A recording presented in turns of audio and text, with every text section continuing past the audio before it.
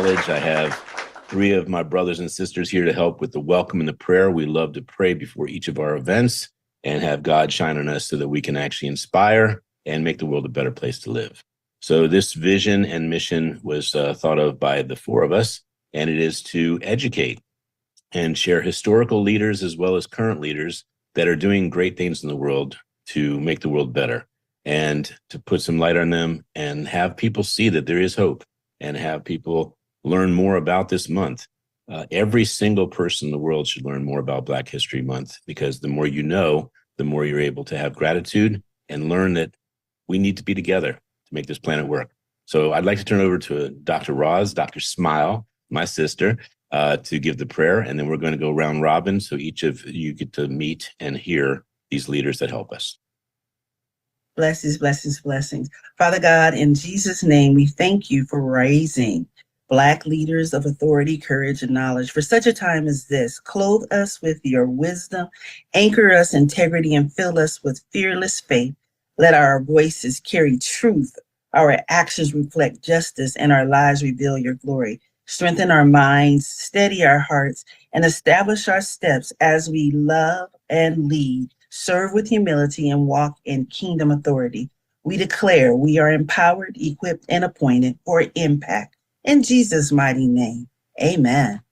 Amen.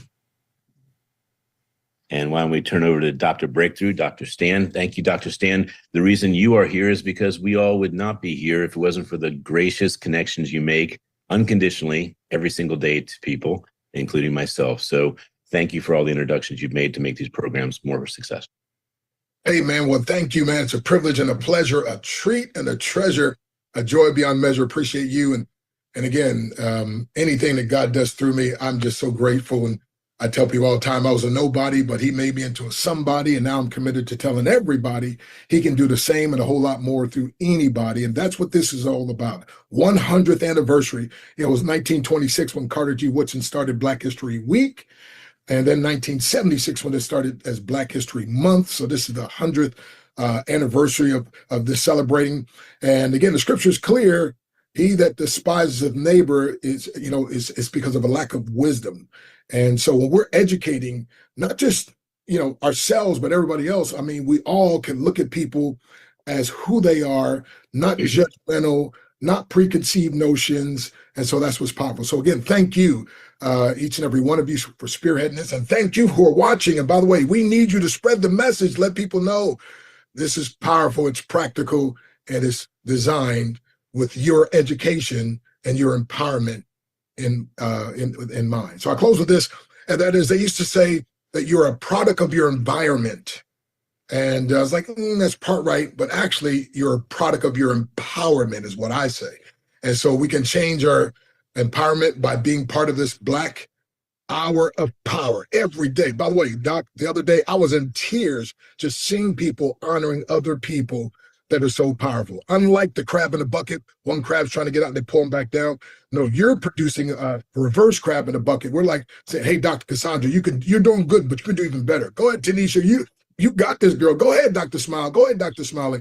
And so thank you again, and appreciate each and every one of you. I'm honored to be here with you. Thank you so much. And finally, I'd like to have the voice of our director of events, who has a very, very big shoes to fill. She does all these events. We have over 300 events in February, and I don't know how we do without her. The Smile Channel rejoices because of her smile and her spirit. Thank you, Tanisha. Well, thank you. Thank you so much, Dr. Smiley, for this vision and allowing me to participate and be a part of the execution of it all. We're excited about so many people being illuminated in this month. There is such a great opportunity. And the wonderful thing is that you still have time to participate. You still have time to share about the leader, the Black leader that is influencing and impacting you. So make sure you go into the comments and click the link where you can sign up to be a part of this Bold Leaders of Authority, Courage, and Knowledge. It is going on every single day in February, every single day for just 1 hour. 1 hour for you to share about the leader you know, and 1 hour for you to learn about leaders that you have not even heard of yet. I've already been reminded of some people that I had forgotten about, and been encouraged about some people that I was like, oh, I forgot they did that.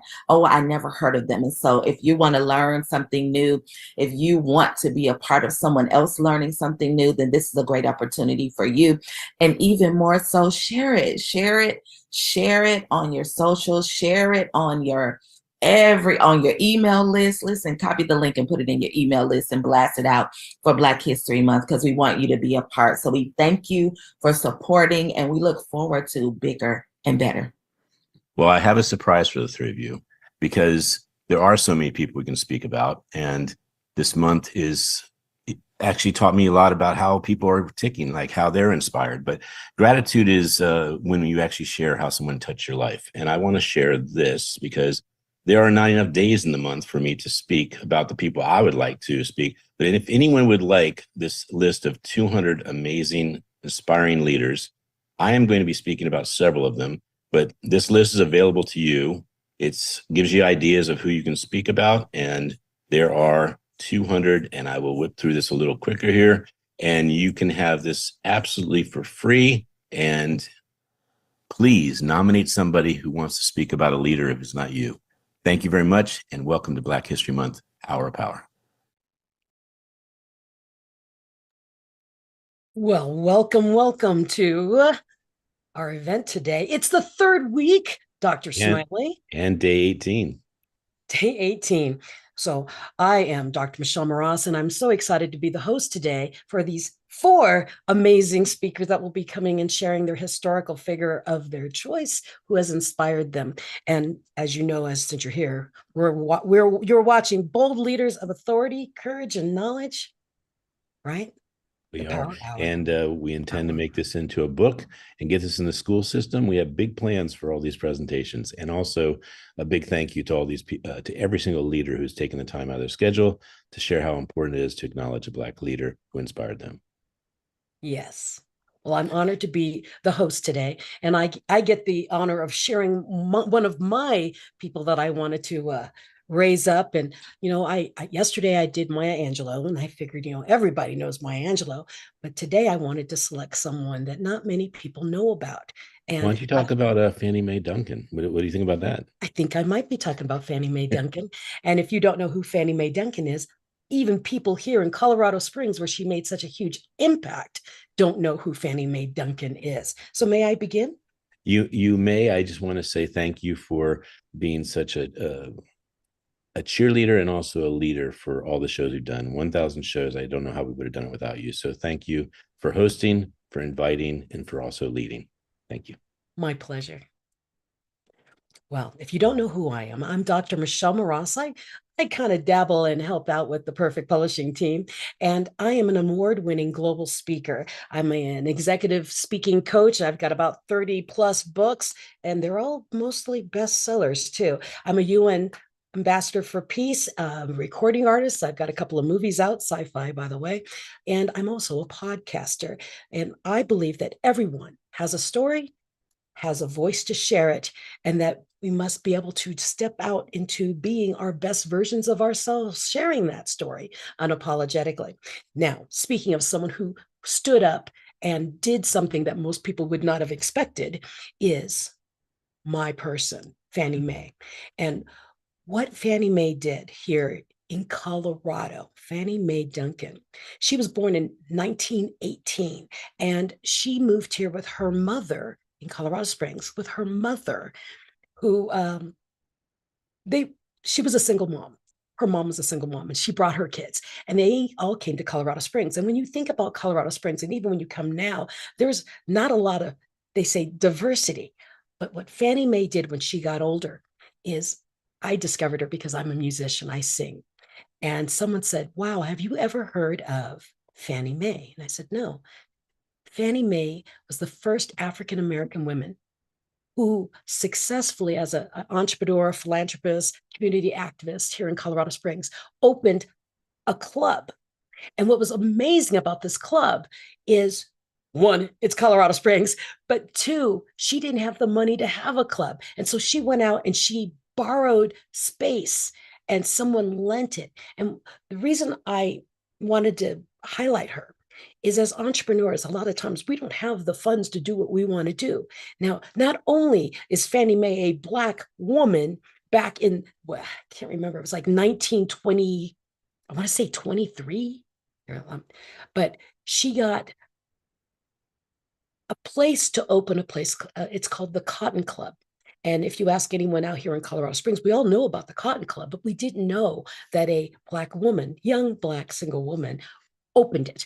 And she employed a multi-ethnic staff. And that was the big thing here. It was still very segregated. And so they wanted her to not let only Blacks could be in that club. And she said, no, because that's going to hinder on their rights as humans. This club is for everyone. And she did this huge battle here in Colorado Springs and got permission to put a sign out that said, everybody welcome. And it was the first integrated club here in Colorado. And so I get tickled pink because it's a jazz club and I'm a jazz singer. And that a woman of color was able to break through all of the things that she had to go through. And I'm talking, this is not just a side club. This is massive. She had people like Etta James and Dizzy Gillespie. I mean, she had huge stars come through Colorado Springs and share their music to all colors. And so that's Fannie Mae Duncan. I just had to stick her in here because she's part of Colorado Springs history.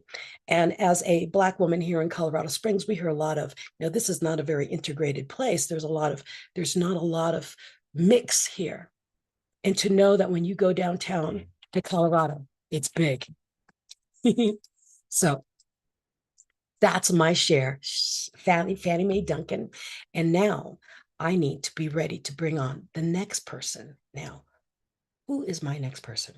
My next person that's going to share is Teresa Jordan. She's the publisher of Triumphant Magazine Publishing, and she's also out of Orlando, Florida. Now, please, Teresa, if you can come on and share, if you are sharing about Madam C.J. Walker.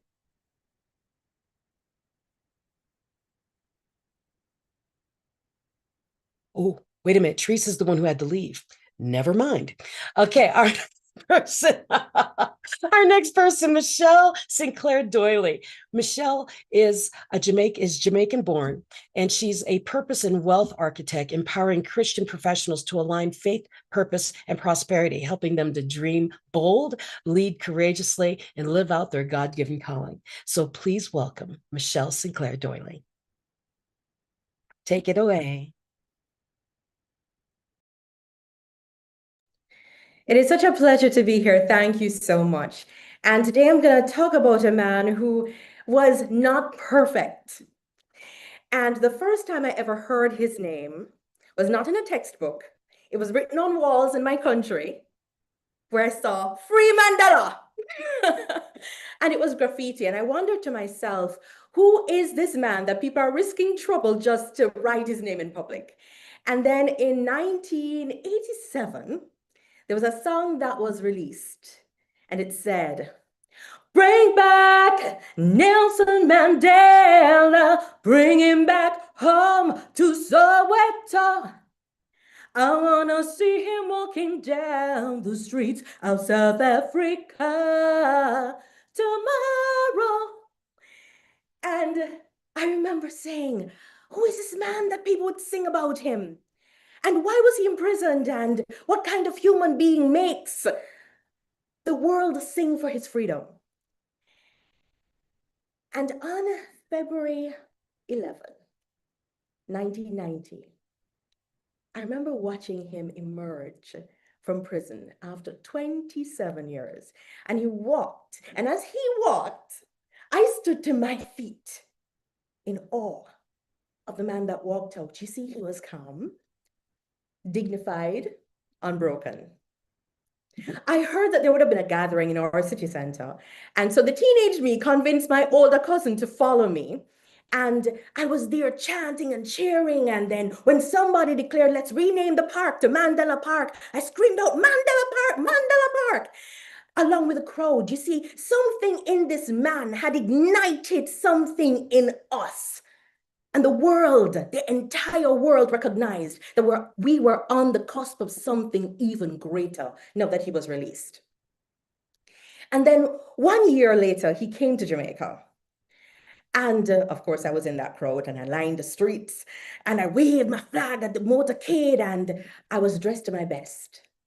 And then they were going to gather in our national stadium and I wanted to be a part of history until my father said, little girl, go and sit down. You're not going in that crowd. And so there I was, fully dressed for history in front of my television screen. And then I watched Mandela, the statesman, make the most audacious statement. He said, South Africa will be free in my lifetime. Not I hope, not maybe, not one day. And I remember thinking, sir, apartheid has been in place for 43 years so far. You just came out of prison. Maybe you should go sit down. You don't know for how long you have to live. And how can you say that? But you see, he was teaching me something about purpose from then. Purpose speaks confidence long before circumstances cooperate. And here's what amazes me about him.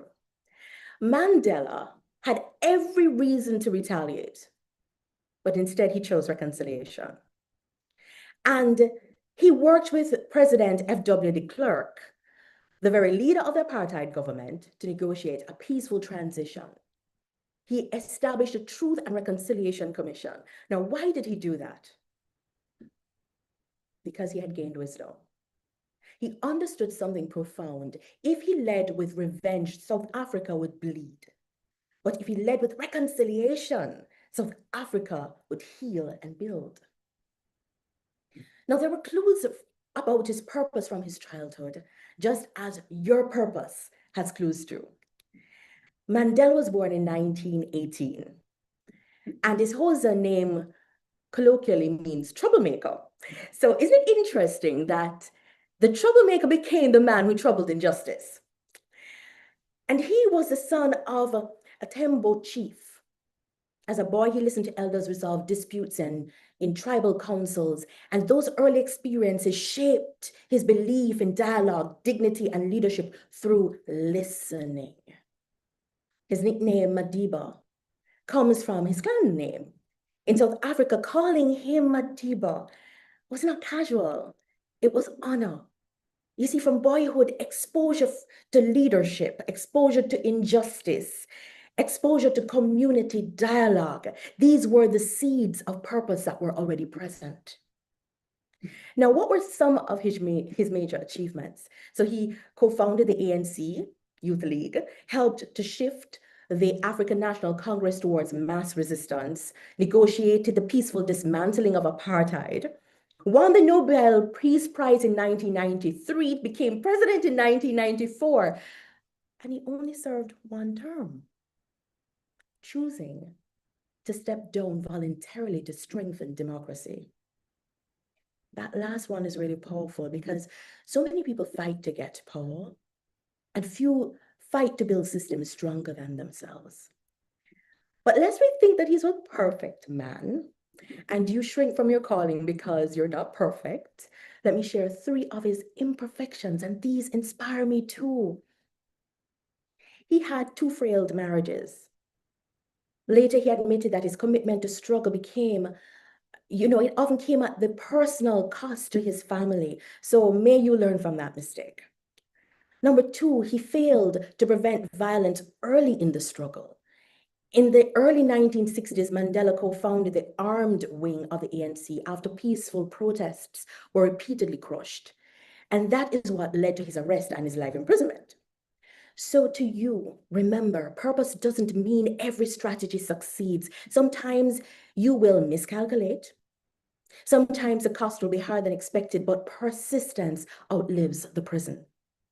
And number 3, he was not always a reconciler that we celebrate. In his youth, Mandela was described as proud, quick-tempered, intensely driven. He later reflected that incarceration is what forced him to mature, to discipline his anger, and to develop emotional restraint. For you, remember, Mandela, who forgave, was not born that way. He became that way. Purpose helped him to evolve, and your purpose will help you to evolve too. So I don't think of him as a flawless man. I think of him as a man whose strategies didn't always succeed, a man who miscalculated sometimes and paid for it with his imprisonment, a man whose marriages did not survive the weight of the struggle, a man who admitted he had to learn to discipline himself and his temper. Mandela was not born a reconciler that we celebrate. He was forged, refined, and shaped by adversity.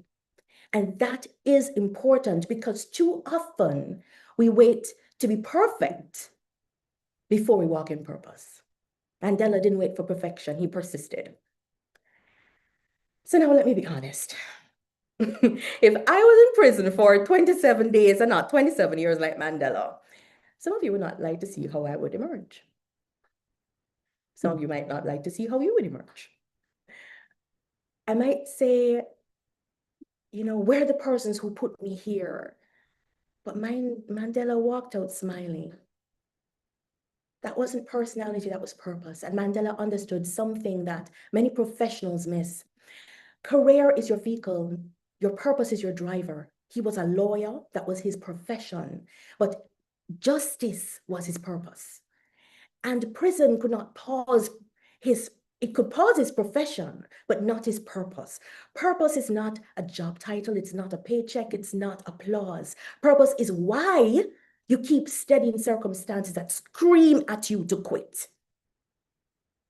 Mandela knew his purpose. Do you know yours? As a purpose-driven career and wealth architect, I lead high-achieving Christian professionals who are successful on paper, but know there's something more. They, like many of you, have come to a point where they realize that success without clarity is so exhausting. Achievement without alignment feels hollow, and influence without direction becomes noise. Like you, they want more alignment, more impact, more intentional legacy. If you have ever wondered what your life would look like if you are fully aligned to God's purpose for you, that is a question worth answering. Because purpose makes things clear, and then your courage will follow. And as Mandela said, it is always, or at least it always seems impossible until it is done.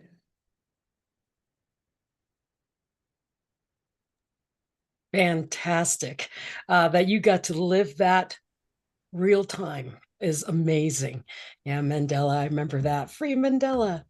I was in the Philippines, though. So thank you so much, Michelle Sinclair Doyley, for sharing on Nelson.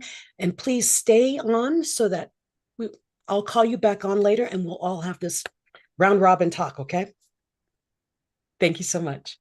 Thank you. Our next speaker is Dr. Katrina. She is a kingdom strategist, author, speaker, tax expert, empowering faith-driven leader to exit survival, build wealth, pray boldly, and walk in purpose through wisdom, strategy, obedience, aligned living, impact, and legacy. Please welcome Dr. Katrina Ferguson. Thank you so much, Dr. Michelle. I'm so excited to be with you this afternoon. Again, my name is Dr. Katrina Ferguson. I am a kingdom strategist, author, speaker, tax expert, and strategist, and the founder of a global prayer ministry. But my greatest accomplishment is simply that I am the King's kid. God don't play about me. My life's work, however, it sits at the intersection of faith and leadership, prayer and practical strategy, helping people to move from survival to purpose, stewardship, and influence. So today, real briefly, I just want to share one relationship, one of many. It was hard for me to determine who to talk about just because there have been so many. I've been so blessed. But this particular relationship helped me by shaping how I think, how I lead, how I pray. And this was the relationship that I had with Dr. Miles Monroe, the founder of Bahamas Faith Ministries. Dr. Miles was the author of over 59 books. And because I believe from the beginning that God has raised and continues to raise bold leaders of authority, courage, and knowledge, okay, Black leaders, these are leaders who understand responsibility, who refuse ignorance, who build and steward their influence. These are the leaders that are representing heaven on earth. And Dr. Miles was that person even before I had the language to say it. His books have changed my life. The first one, the only one I'll mention today, Understanding Your Potential. In that book, it wasn't comfort reading, it was confrontation with your very belief system. And the quote that pierced me the most in that book was, "The richest place in the graveyard, in the earth, is the graveyard. The richest place on earth is the graveyard," because that's where people go and they die with their dreams and their goals untouched, untapped potential. And that thought rewired my thinking. It made me realize that we weren't just put here to check off a box and go to church on Sundays. We weren't put here just to sing in the choir, although those things are important. The kingdom of God is not simply religion. It's not tradition. It's literally a government. And because Dr. Miles taught this so heavily, it became the catalyst for me beginning to read scripture differently. So when you hear that seek ye first the kingdom of God, we're not talking about seeking survival. We're not talking about seeking comfort. We're talking about the kingdom, what God would have in each and every one of our lives and being able to accomplish and achieve those things. And that belief became proximity when I had the opportunity to literally speak at Bahamas Faith Ministries in Nassau. You know, the place where God lives is what Dr. Miles always called it. That is an environment where there is definitely a clear standard. You don't speak casually, you show up prepared, you are disciplined and precise. Because remember, kingdom is about legislation. So as I arrived there on the island, the first night I went to the Atlantis to check in, and somehow there was a mix-up. They had no room for me. And the island was booked because there was obviously an event at BFM. And I called Dr. Miles and I said, "Dr. Miles, what do I mean, they don't have a room for me." He said, "Give her the phone." And Dr. Miles in that moment said 4 words that transformed my entire life. So they're saying, "We don't have room for you. We don't have room for you." Dr. Monroe gets on the phone with them. He says something, and these 4 words. He said, "Make room for her. Make room for her." And he hung up. No conversation, no wondering whether or not it happened. Moments later, everything shifted. Everything changed. I was set for my entire stay. I became VIP in that moment. Over 4 words that were not about hospitality. They were spoken in authority. You know, he taught us that authority is not something you demand. It's simply something that you walk in. We already have dominion, so walk in authority. And that one incident literally transformed the way that I began to pray.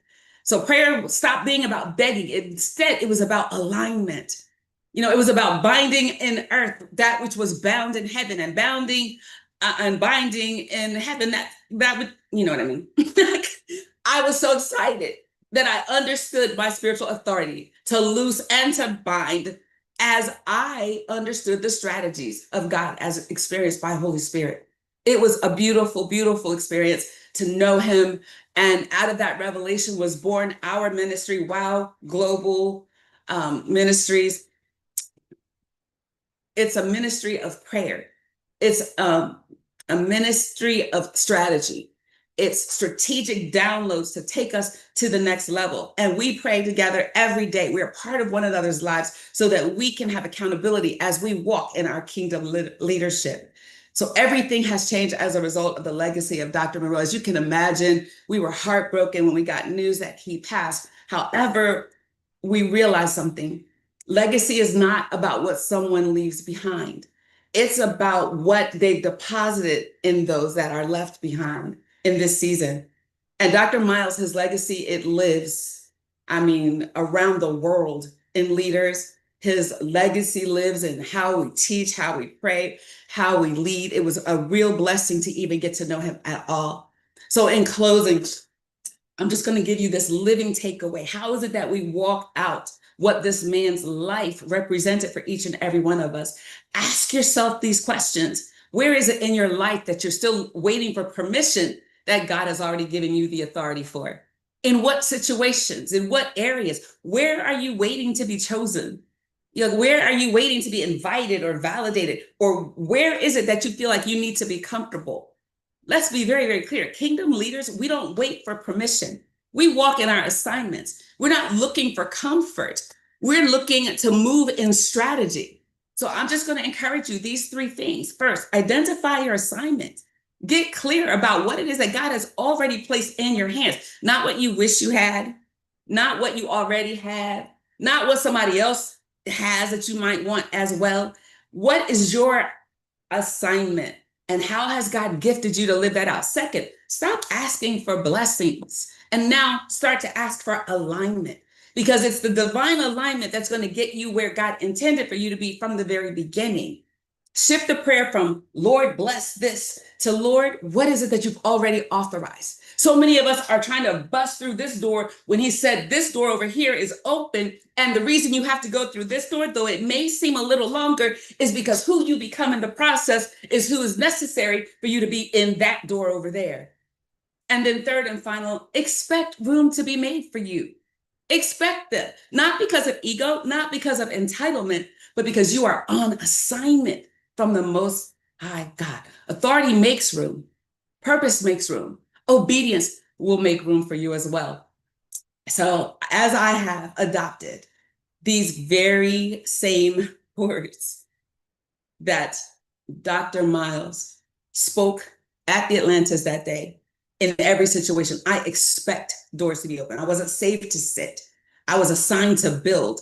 I'm not called to blend in. I've been commissioned to govern just like you have. And in every situation, I wish that you will approach it the same way that I have. Simply these 4 words: make room for me. Thank you for having me. I appreciate the time. Dr. Katrina, thank you so much for joining us, and please stay by. Okay, we're going to have a group talk later. And our next speaker is Lady Jen du Plessis. She's an award-winning international speaker, 4-time international Barnes & Noble and Amazon bestseller author. She is a host of the Business on the Vine TV and podcast. She's known as the Business Scaling and Sovereign Leadership Mentor. She helps high-achieving entrepreneurs scale with ease and elegance by building thriving, self-sustaining businesses without sacrificing harmony, impact, or legacy. She has appearances at the NASDAQ and the National Press Club. She's also been featured on Wall Street Journal, Washington Post, Good Morning America, and Sirius XM. Please welcome my friend, Lady Jen du Plessis. Hi there. It's so good to see you. I haven't seen you in a long time. It's been years. Take it away. Thank you. Thank you. I don't know how we're doing on time. I'm going to assume that I'm going to shorten this up and move on for everybody else. But I wanted to share. I love what I've been hearing, by the way. I cannot wait for the recording to come out because I want to take some notes on some of them. But, I'm delighted to be here today. As Dr. Mras mentioned, is that, I am known as the Sovereign Leadership Mentor. And so I believe in wielding a sword some days, and some days stepping back and carrying the scepter and knowing how to move from being a practitioner into being the CEO of your company. So that's what I do. And but aside from authoring and podcasting and all of those wonderful things, but what I wanted to talk about today, just briefly, is my background and how it relates to the person I want to honor today. So I went to college for the purpose of being a cardiologist. And you know how you take that one class and the professor gets in your head, and I immediately decided I didn't want to do that, but I wanted to do something that was very systematic. It was very numbers oriented. And I changed gears and went into architectural design and construction engineering. So that's what I ended up graduating with. And the person who resonates so profoundly with me is Katherine G. Johnson. And you may know her from, and she's one of the characters, but the main character in Hidden Figures. She is known as the human computer. She had, the knowledge at such an early age of understanding mathematics and numbers. And that is exactly who I am. I'm a numbers person and I'm very strategic in my ways. But I love also that she was born in West Virginia, which is just up the road from where I live now. I have been here for 40 years, but she's a Virginian, and she died at this beautiful long age of 100 years old, 101 years old, and still sharp. And I only hope and pray to God that that can be me too, right? That I can stay sharp by having that curiosity. So if you don't know about her, she was an aerospace technologist in the 1950s. She was a pioneer at NACA, not NASA, but NACA, which was known as the National Advisory Committee for Aeronautics. Which later, of course, would become NASA. But her math skills were so sharp. And as a child, I did a lot of research on her too. As a child, she counted. And I just think that's OCD, because as I drive down the road, I do the same thing. I count poles, I count stairs every time I'm on stairs. And this was something that she did. It was just a natural progression that she did. And I thought, gosh, there's so many similarities in what she is and who she, became. But again, she was known as the human computer. She received the Presidential Medal of Freedom. And I love saying that she was a fellow Virginian. She was not only a woman of color working at NACA, and there were several. And matter of fact, there's another person that worked with her who became a master of the computer language Fortran, which I had to learn, which I didn't like, but I had to learn. But when I heard that and saw that, I thought, oh my gosh, that's so cool. But what's amazing to me specifically is her sovereign leadership, exactly where we're at. It's through silent strength. And that's something that, I have as well. And I'm sure many other people have as well. I'm not so much a horn tutor, that type of thing. It's just that silent strength. And that's what resonated so much with me, and particularly in a male dominated industry. Being an engineer, there are very few female engineers 40 years ago. So she and they were bold leaders of authority, right? They were bold leaders of authority through their skill sets, through showing the facts, ma'am, through their determination, but most importantly, through the demonstrated authority and patience, a lot of patience, and their quiet power. That's what I love about it. When you're a sovereign leader, that's what you have, is this quiet power that doesn't have to be bright and shiny and recognized and look at me. That's where true strength comes from. I've always felt that way. I continue to feel that way. And I feel that she demonstrated it too. And as I said before, I drew from her style many, many years ago. I was always drawn to that style because I was looking at other women who were engineers and who were mathematicians way back. So this is not new for me. This is something I've followed for a really long time. I followed her career after as well, all the interviews. But learning in a male-dominated classroom is intimidating enough for most women, but to be intimidated even more for a woman of color. And she knew herself. Right? She knew herself. She didn't want to or have to prove. She just knew that she could do what she needed to do, and her work would show her dominance, right? Her silent dominance. And that's really what propelled her through barriers as a woman.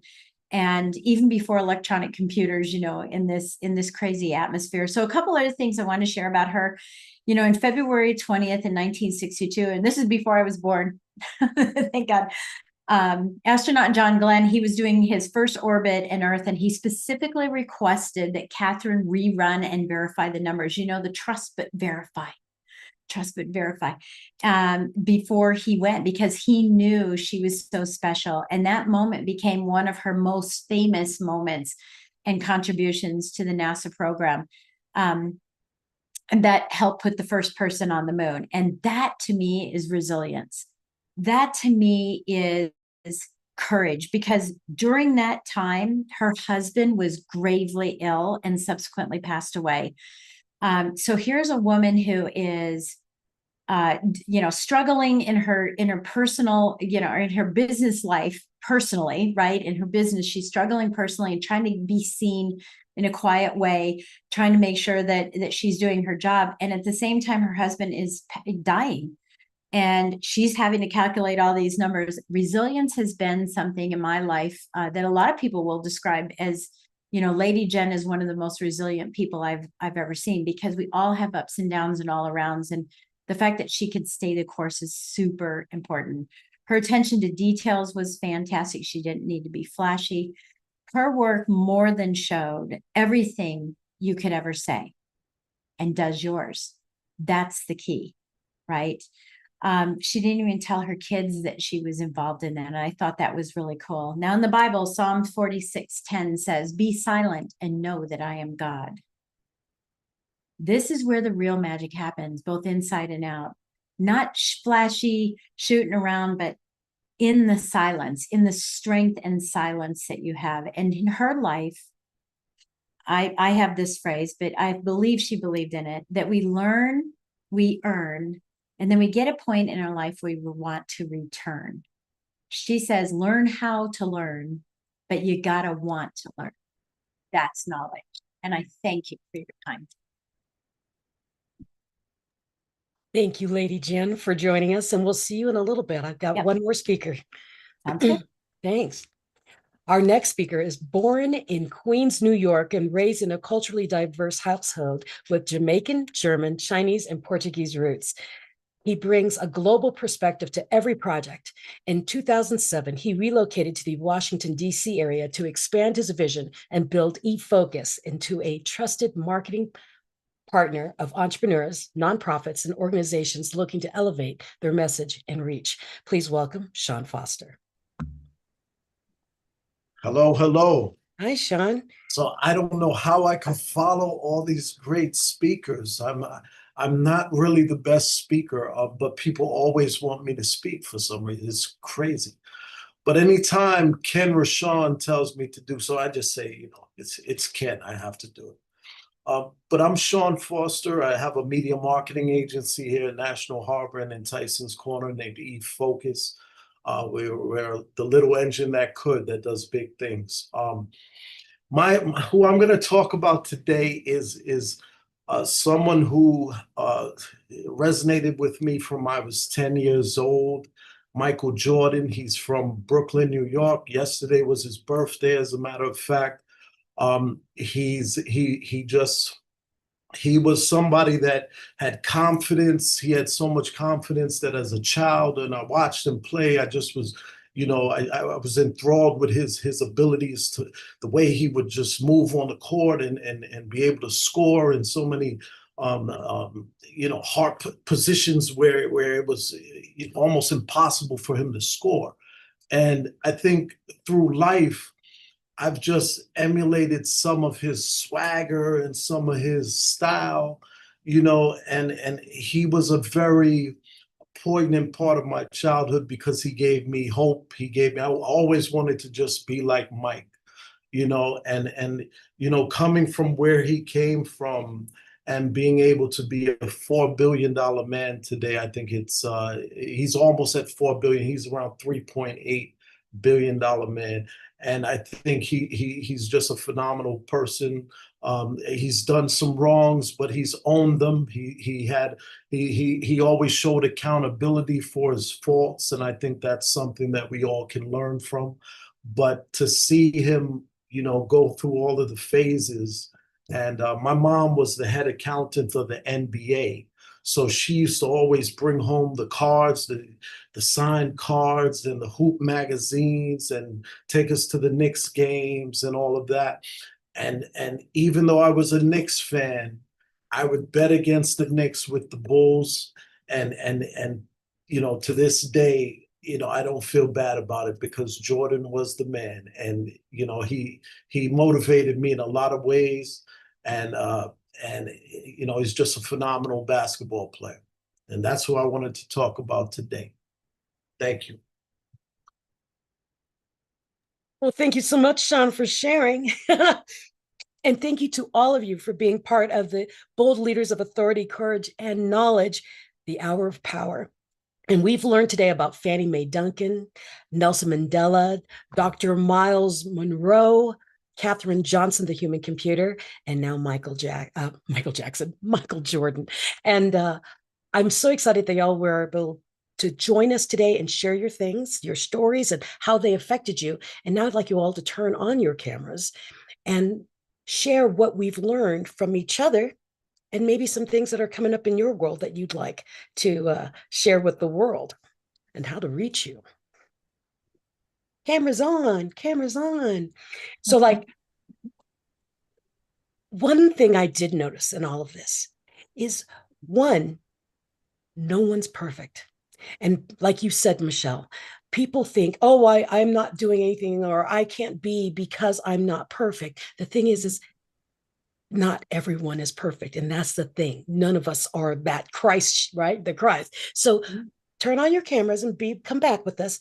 And what it is, it's keep going anyways. And throughout whatever is going on in your world, what you don't realize right now is 10 to 15 years from now, there's going to be a group of other people like this talking about us and how we change their world, and that we are a leader that they adore or are inspired by. And so that's why when Dr. Smiley said, hey, let's do this, we're going to do this every day. And Denisha's like, yeah, let's do this. We're going to do it every day for an hour. I'm like, you guys have got to be crazy. And then when you look at this, people aren't doubling up. There are so many people to aspire and learn from and grow from, that we have not needed to say, excuse me, please don't do that, person. Someone already did it. That is what I think is so powerful. And that is the power of sharing our stories and how they affect us, because we all got affected in a different way by different people, right? I mean, like Mandela, when you said, are you crazy, man? You just came out of jail. Sit down and relax for a little bit. When I saw him come out, I learned that it doesn't matter how far what the world thinks of you, rise, right? And so share. I mean, so Michelle, would you like to start, since I keep picking on you? Sure. What is it that you'd like to know? Well, did you learn anything new today, or something that triggered in you that you would like to share, like an ooh, aha? Oh, absolutely. When Dr. Katrina spoke about Dr. Miles Monroe, it really inspired me. First of all, I followed Dr. Miles Monroe. Okay, I've been following him for years. And I actually listen to his teachings on average every other day. Wow. Okay. And so when she said that with authority, he just spoke, basically make room for her. And then she was able to bring it back to how much the Lord speaks with authority and expects us to speak with authority. I got that as a believer. When she mentioned the fact that he speaks so much about the kingdom, not as if we're living in a democracy, but instead we live in a kingdom with a king, and we get to be his servants in this kingdom. And what we're called to know, continue in this earth. That was powerful. We are powerful as Christians. And I really got that. When Lady Jen was speaking, and she was talking about the fact that that lady would count everything. Catherine. And so often people look and say, that person's very strange, but yet that is something that was pointing to her purpose. She was a human calculator. And so there may be something that is seemingly odd about you, right? And when I say you, I'm talking about collective you, right? There may be something that is odd about you that is pointing to who you are. who you were created by God to be. Miles Monroe spoke a lot about purpose, right? Dr. Katrina, I mean, seriously has so many teachings on that. And that is one of the reasons I became a purpose-driven career and wealth architect, because I understand the importance of purpose. God put each one of us here for a reason. Yes. Then when Sean was talking about Michael Jordan, he could have been just an ordinary person, but he chose to discipline himself and to put out like no one did, such that he would have caused you, Sean, to be cheering for his team when his team was not even your team. People can see greatness and they will cheer for us. They don't have to be on the original side that we were on, but they will see that passion. They will see that dedication, and people do respond to that. So I'm so happy to hear about the various persons that we all spoke about today. You know, it was absolutely wonderful. Outstanding. Well, that's what Maya Angelou said. Maya Angelou said, they don't remember what you do. They remember how you made them feel. And like what Sean's saying, Michael Jackson, I always say Jackson, but Michael Jordan is, he had you revved up. And all of these people that we all spoke about revved us up in a different way. So like Lady Jen and I, we have that engineering background. And so the human calculator had me, when I found out about her, I'm like, so I wasn't the oddball in engineering as the token female in the room. You know, it's like, oh, there's a way out of this to do something. And then that's okay. Lady Jen, I hit differential calculus. I'm like, oh, I'm out. I don't want to ever do this again. But that's the whole thing about how people inspire you at different points of your life, right?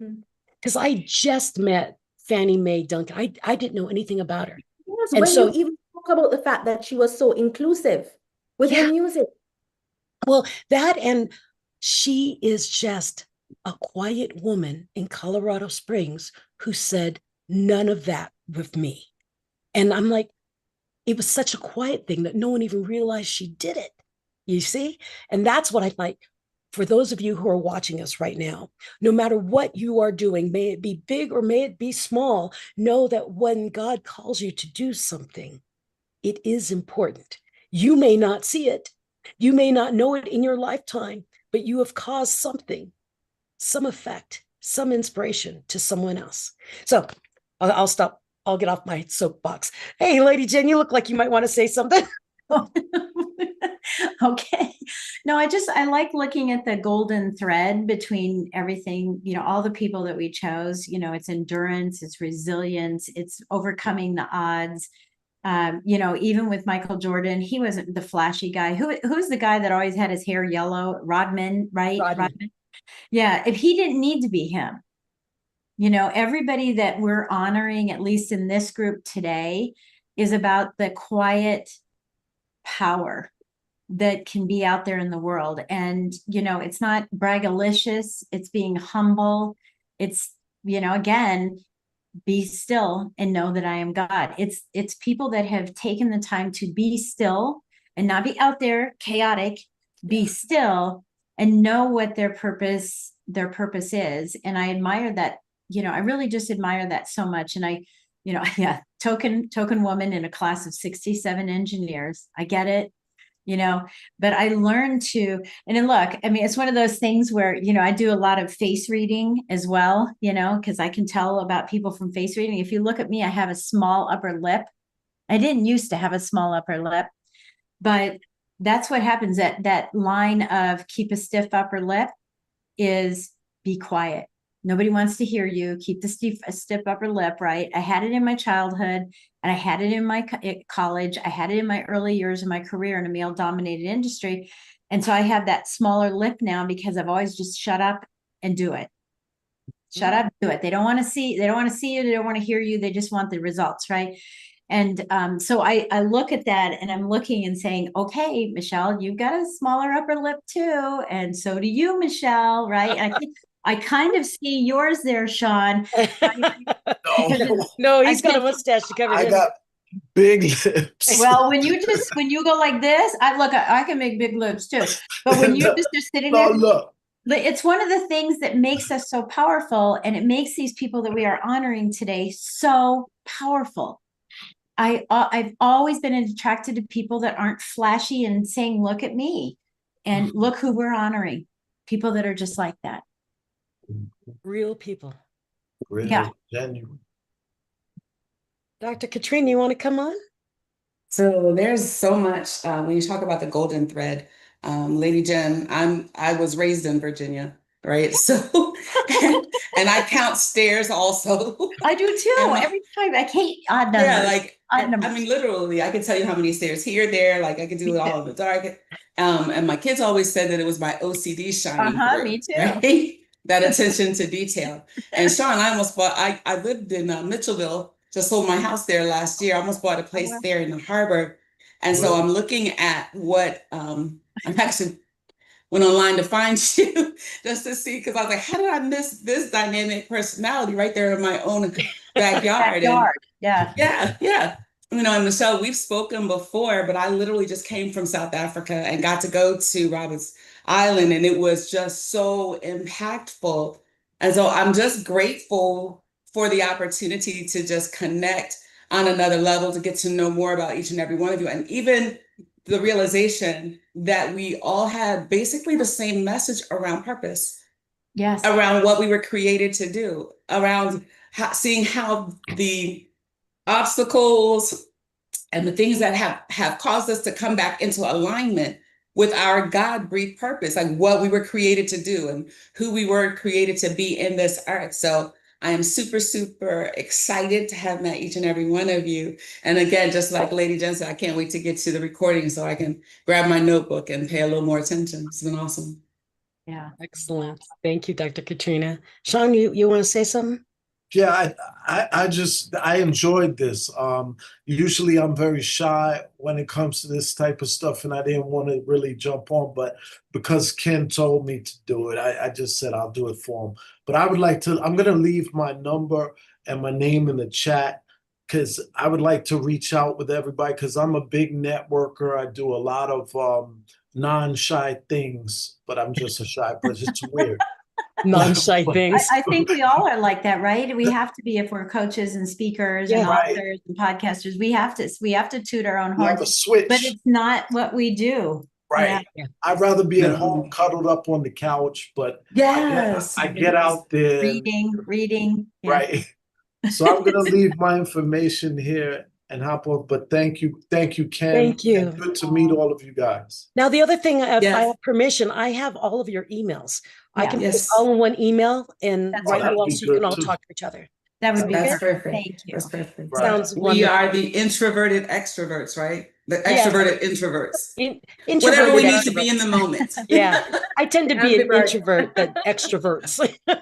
Right. Well, thank you everyone for being part of the Bold Leaders of Authority, Courage, and Knowledge Hour of Power.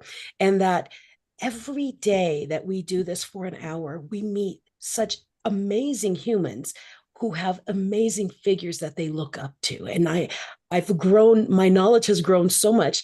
And Dr. Smiley says he's making a book out of it so we can go back and know how people are interacting and just kind of broadening our knowledge of who is out there shaping our society that we've even forgot about, So thank you so much. And I don't know if Dr. Smiley is still here, if he wants to pop on, or Tanisha, are you still around? And I am so honored that we all came together, because I always, I also think God brings certain people together for a reason. And we work together for a reason. So I will write us all, and then we can all stay connected. How's that? Beautiful. Beautiful. Love it. Thank you all for being Thank you, here. We Dr. appreciate you Michelle. tremendously. Thank you. Thank you for making this all happen, Tanisha. So have a great one, everyone, and learn more. Go come back tomorrow, same time, same bad channel, and watch the Black event, the Black Hour of Power event. And as we've been saying all along, it's Bold Leaders of Authority, Courage, and Knowledge. Yes. That's a Ken acronym. Okay, everyone.